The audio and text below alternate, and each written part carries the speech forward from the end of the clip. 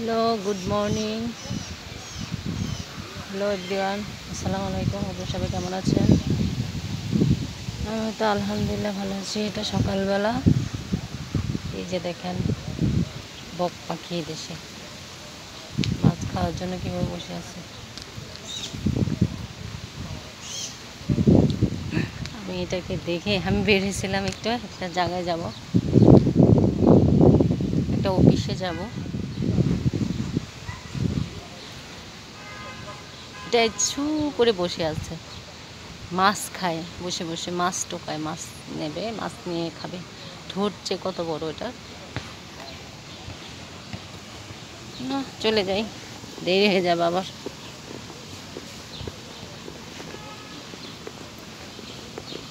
যে এখানে কতগুলা কবুতর, মানুষ যে খাবার ফেলাইছে এগুলা খাচ্ছে।